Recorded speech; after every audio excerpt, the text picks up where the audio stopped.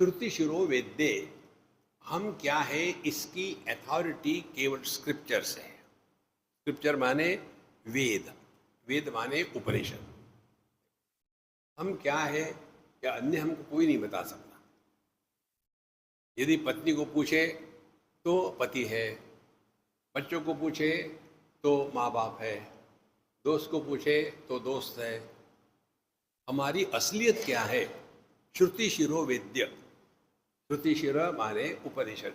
उपनिषद में जो हमको अपने बारे में बताया है वही असलियत है, वही वास्तविकता है, बाकी के केवल नाटक है। देखो, इसीलिए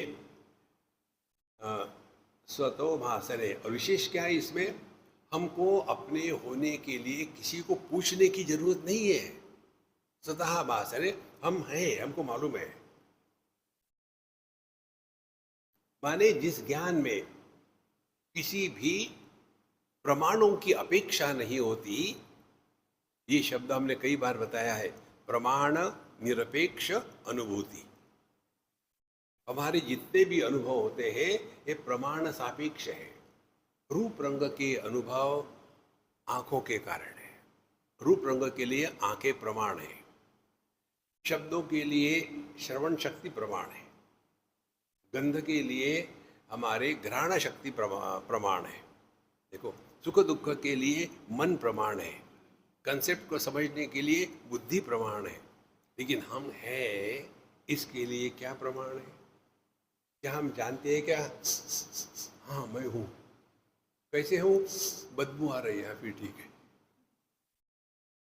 देखो महाराज, यदि ये बात आपको ग्रहण की आपने तो आपको इतना सहज होगा सब कुछ। देखो, जब हम बच्चे होते हैं तब हमको पढ़ाया जाता है 1 + 1 माने 2। ये अच्छा दिखता है छोटे बच्चों के लिए। जिंदगी भर वैसा ही करते रहोगे क्या? अरे कभी तो बड़े हो जाओ। इसीलिए पहले सब करना है, कर्म करना है, उपासना करना है, मेडिटेशन करना है। लेकिन जैसे जैसे आप सूक्ष्मता में पहुंचेंगे वैसे वैसे ये सब अपने आप गल जाता है। जैसे कोई फल हो आम का, तो पहले तो चिपका रहता है पेड़ से, लेकिन जैसे जैसे वो फल परिपक्व हो जाएगा एक दिन बिना किसी प्रयत्न से अलग हो जाता है। इसी प्रकार से हमको छोड़ना कुछ नहीं है, अपने आप सब छूट जाता है। यदि स्वयं होकर के कोई छोड़ेंगे ना तो आपके मन में ग्लानि आएगी, यार आज मैंने जप नहीं किया, पता नहीं अब क्या होगा। कुछ नहीं, नरक में जाओगे। देखो, जितनी परिपक्वता होती है साधना की उतनी आप सहज हो जाते हो। जैसे पहले पहले जब आदमी कार चलाना सीखता है तो कितना अकड़ के चलाता है। वो जो स्टीयरिंग है उसको ऐसे पकड़ता है कि मानो जब उतरेगा नीचे तो भूल जाता है स्टीयरिंग को वहां छोड़ना है, उसको निकाल के बाहर आ गया।